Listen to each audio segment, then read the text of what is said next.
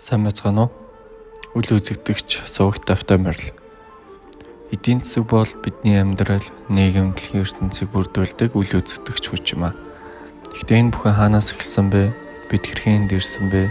Өнөөдрийн хүртэл эдийн засгийн ямар онолууд хөрөнгө гарч хойсон өөрчлөгдсөн зэрэг асуултанд хариулгаар бид эдийн засгийн сэтгэлгээний хувьслуудыг судалж байна.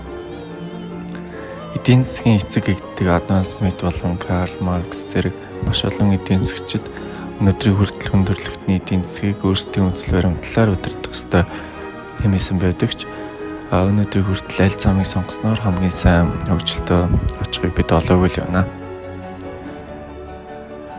Эхний юм бол мэдээж эдийн засгийн үндс суурийг тавьсан гэгдэг Адам Смит ба тэрээр 1776 онд Үндэстнүүдийн баялаг номоо явуулсан мэт.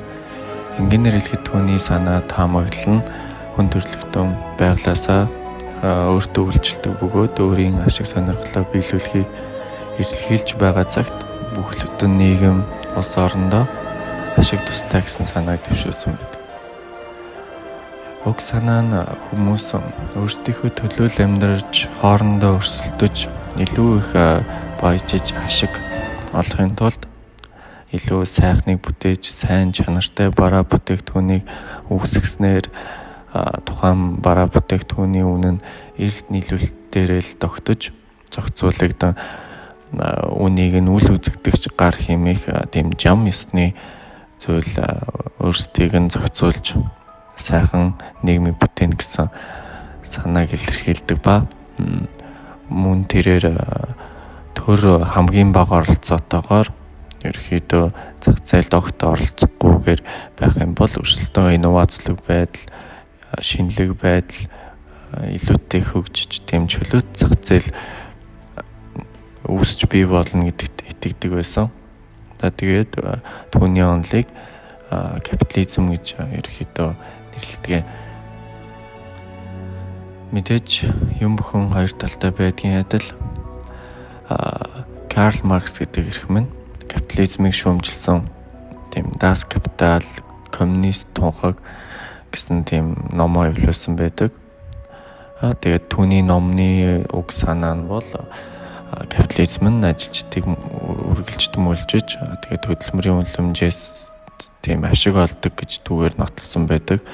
Уг санаа нь биднийг одоо удирдах ажиллуулж байдаг компани захирлууд гэх мэт тийм баян хүмүүс нь биднээр 10 сая төгрөгийн ажил жишээлбэл хийлгэчээд 1 сая төгрөгийн цалин шан харамж өгдөг.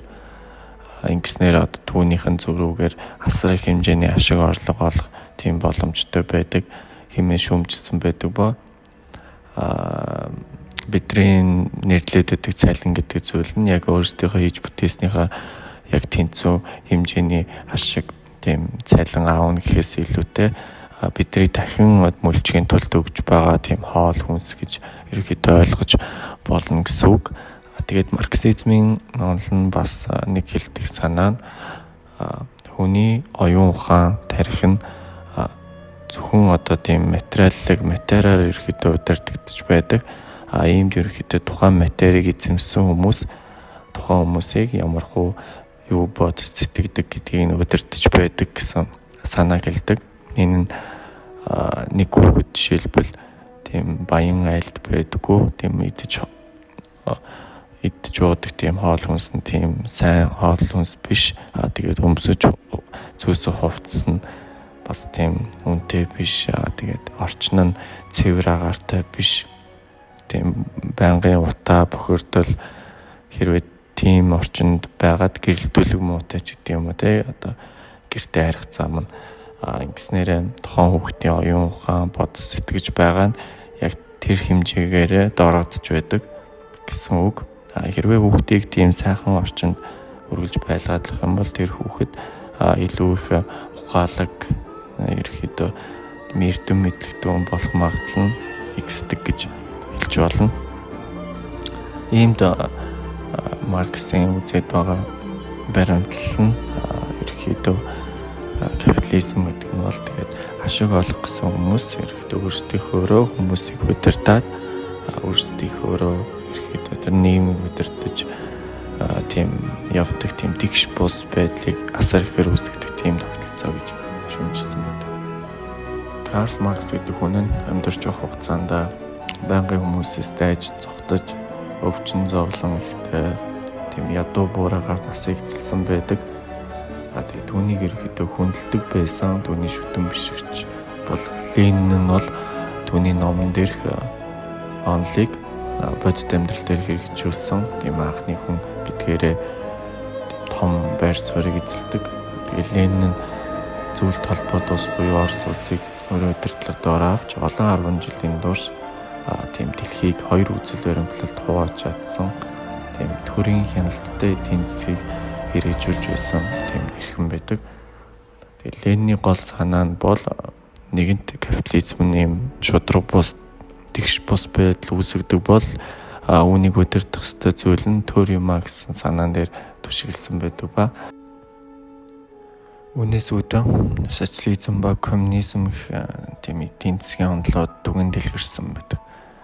Коммунизм гэдэг нь эдийн засгийн бүх нөөц ерөөд төрийн мэдээлэлд бүх зүйлийг нь төр ерөөд атгана л гэсэн үг. Бас мөн шашныг бүр мөсөн устгах гэх мэт илүү тийм нилээдгүй тийм хатуу зохицуулттай хаалттай тийм нийгмийг бүрдүүлэх бол социализм гэдэг нь арай илүүтэй зөөлөсөн ерөөхдөө хувь хүн бол өмчийг эзэмшиж болно.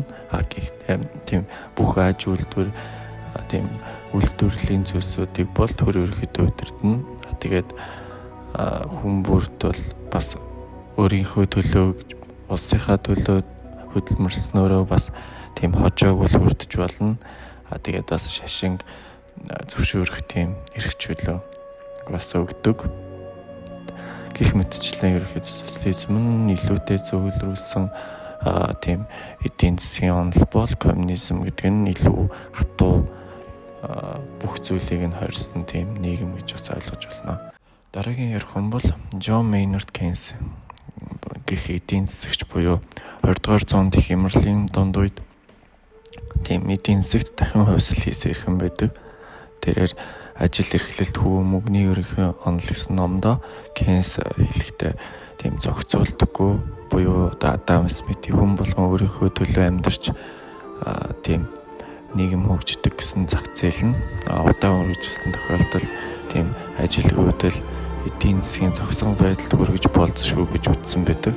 Ба түүний шийдэл нь тийм засгийн газрын хөндлөнгийн оролцоо заавал эдийн засгт байх ёстой ба засгийн газар нь эрэлтийг нэмэгдүүлэх буюу өөрсдөөсөө зардал гаргаж тийм эдийн засгийг зохисон байдлаас аврах ёстой гэсэн санааг дэвшүүлсэн байдаг. Жишээлбэл өнөөдрийн Монгол улсад маань ч гэсэн төр маань зам барих ч гэдэг юм уу, гэрэлтүүлэг нэмэх гэх мэт овж өрсөлдөх гэх мэт тийм олон ажлуудыг өөрсдөөсөө зохион байгуулж хүмүүсийг ажилд аван тухайн хүмүүс цалин хангамжтай болсноор ажилгүйдэл буурдаг гэсэн санааг хэлж байгаамаа. Тэгэхээр энэ хүний хийсэн бүтээсэн гавьяаныхын үр дүнд бидний ихэнд дурдсан Карл Маркс болон Адам Смит гэх хоёр үзэл баримталтай хүний яг дундын санааг дэвшүүлсэн тийм холимог эдийн засгийг суурийг өнөөдөр тийм тавьж өгсөн тийм чухал эрхэм байдаг. Ийхүү бид Смитийн үл үзэгдэх гараас эхлээд Кейнсийн бодлого хүртэл эдгээр сэтгчид бидний эдийн засгийг хэрхэн ойлгож хандлагыг өөрчлөх өвөрмөц эдийн төлөвийг л авчирсан. Гэвч тэдний хинэнч үнийг зөв олж чадсан уу? Үндэ бол төгс эдийн засгийн онол хизээж байхгүй ч магадгүй. Үзэл бодлын тулаан үржилсээр байгаа нь эрх чөлөө дэгш байдал үр ашиг өсөлтийг тэнцвэржүүлэх мөнхийн эрэл хайгуул. Онол бүр хариултуудыг санал болгодог хэдий ч тус бүрэн шинэ асуултуудыг төрүүлж байдаг. Эдийн засаг бол тайлагдаагүй онцлог биш. Энэ бол бидний байнга өөрчлөгдөж буй ертөнцийн нарийн төвөгтэй байдалд дасан зохицох мэтгэлцэн юм а. Тэгвэл та юу гэж бодож байна? Бид хэзээ нэгэн цагт эдийн засгийн хамгийн шилдэг онолыг олж чадах вэ? Эсвэл дулаан үргэлжлсээр л байх юм болов уу? Доор комментээр сэтгэлдээ бичээрэй. За тэгээд эцэст нь хэлэхэд үтсэнд баярлалаа. Эдийн засаг бол зөвхөн мөнгө биш, харин хүн төрөлхтнийг бүрдүүлдэг сонголтуудын тухай гэдгийг санаарай.